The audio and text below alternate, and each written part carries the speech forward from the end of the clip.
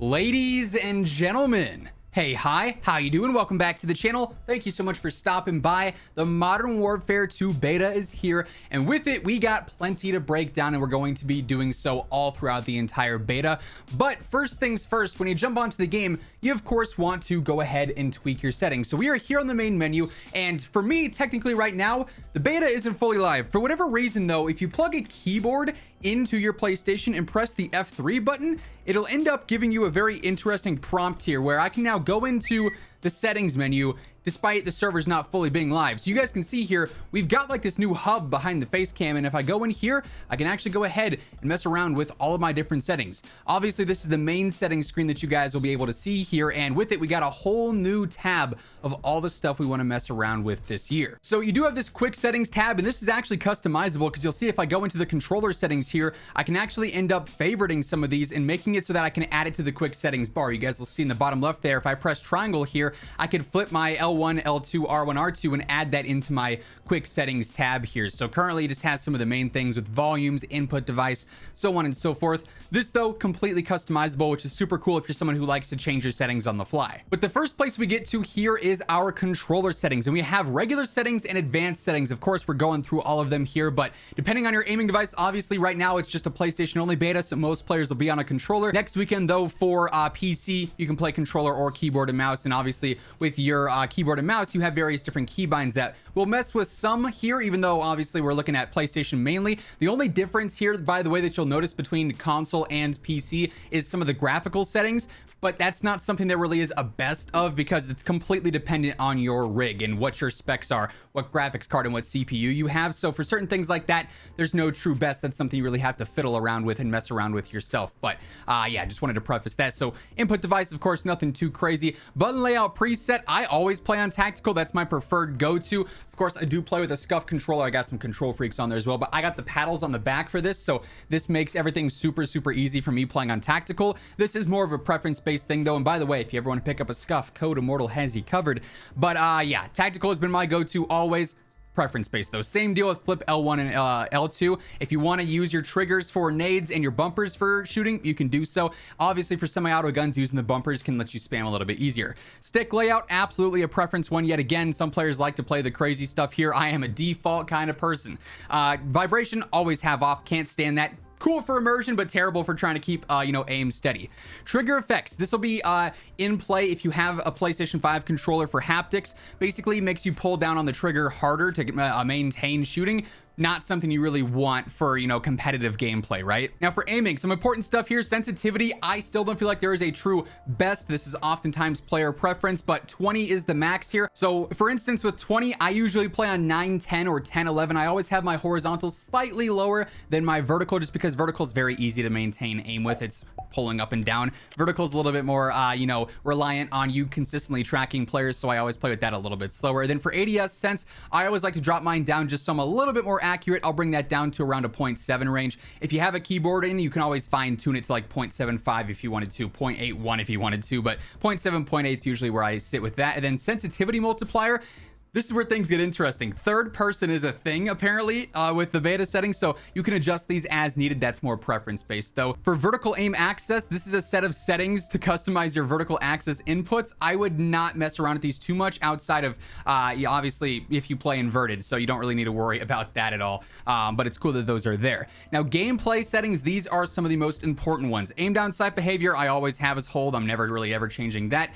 Automatic sprint, though, we want ATS, automatic tac sprint, of course, is going to be the most aggressive for gameplay, and it doesn't make you ruin your thumbsticks as much. Equipment behavior, I'm always holding for those as well, for like nades and whatnot. For the weapon mount activation, I like ADS plus melee. It works well for my button layout, but if you will need to change that to something else, feel free to do so. For multiplayer, for interact and reload behavior, I'm always prioritizing the reload here, right? Very few times are you actually interacting with something. This is more so Warzone based for like opening chests and stuff, so prioritizing reload here or tap to reload would work just fine. Then armor plate behavior shouldn't apply for multiplayer, but apply all is always a good setting for that, even if you know, we're in multiplayer and there's not plates. You want to have that for Warzone. Then we get to the advanced stuff here, and it's really important to pay attention to certain things.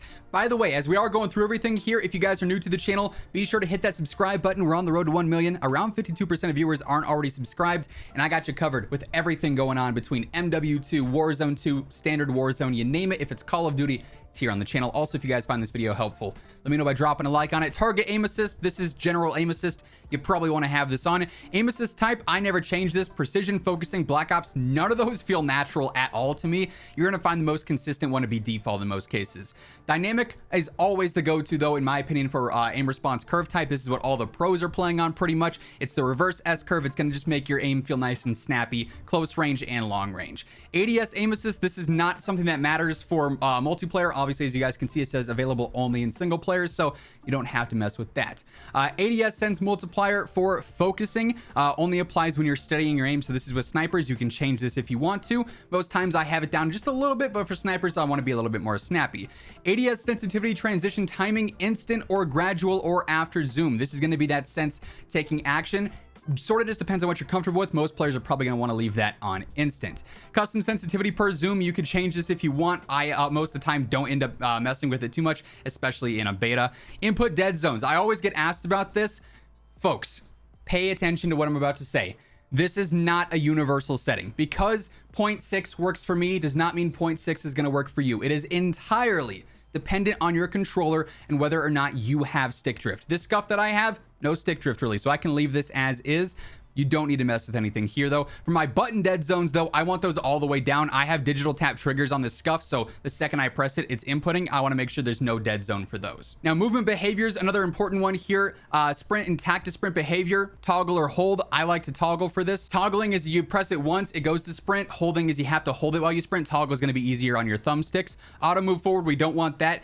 Tactical sprint behavior is either double tap, single tap sprint, or single tap run. Double tap to, tack sprint if you're not using ATS is probably the way you want to go about it, but with ATS we don't really have to worry about that too much. For grounded mantle, if you turn this off, you're not going to guarantee you're going to mantle something if you're trying to. Leaving it on will let you mantle. I like the fact though that we have the automatic ground mantle turned off. This won't make you auto mantle things. That's a huge problem in Warzone, not an issue here. Automatic airborne mantle I've had on partial, the same thing over in Vanguard as well. Just seems to make things more consistent. Invert slide and dive behavior. So currently tap to slide and hold to dive is how it works, and that's probably how I'd keep things based on my personal preferences. If you want to invert that though, you can. Plunging underwater is in fact a setting. You can sprint and look up to plunge underwater, and then plunge freely. If you just look down and move forward towards the water, you'll just plunge in right then and there. Parachute auto deploy, we don't want that on. Sprinting door bash, we do want that on, so you can just bash right through the door. You don't have to worry about anything there. ADS stick swap, not a fan of that. ADS interruption behavior, choosing if aim down sight should resume after it's interrupted. So if you get stunned while you're ADSing and it takes you out of your ADS, do you want it to go back in? That's a big one, and it really interrupt will keep it off if you get stunned and you have to manually ADS back in. Resume means that the second you can ADS back in, it'll automatically go. I wouldn't have that on resume. It's probably going to throw you off. Weapon mount movement, I'd keep that on per usual. Weapon mount exit delay, we want that on short, just nice and quick, as fast as possible, right? Depleted ammo weapon switch, totally a preference one. Do you want your gun to automatically switch if you run out of ammo? Just choose that if you do want that on there or not. Quick C4 detonation, I would have on. Press the lethal equipment once to detonate it before you throw another one. If you have it on off, you have to throw all your C4s before you can blow them up. And then for vehicle behavior, recenter, short delay, I'd keep the free look as is. Then scoreboard behavior, you can toggle it. Just press it once, it'll open up nice and easy. The ping wheel delay, set the amount of length of time you must hold the ping button before it opens up. This is actually pretty nice because it doesn't always force you to open up that wheel if you don't want to. So you could change that based off of preferences. Same deal with the double tap danger ping. And that's basically all the controller settings here. So a lot more than what we've seen before. Now for keyboard and mouse, we don't have to worry too much about here because obviously with your mouse, this is all, again, personal preference. For gameplay though, some things here you can change as needed. It's the same stuff we just went through, so it all applies the same here. Keybinds here is what you'd want to mess around with, but there's not really best keybinds in a lot of ways. There's things like advanced movement. You could change things here if you wanted to. Cutting your parachute, opening your parachute, that could be a thing potentially in ground war, centering your view, looking around as needed there. We also have things for combat, pretty standard here, nothing too out of the ordinary. Night vision is a thing if you go into your advanced settings, but keybinds largely gameplay based and personal preference based on what works well for you. Now for graphics, like I mentioned, On console, Xbox, PlayStation, this is all going to look the same. On PC, you'll have additional settings because you have a PC.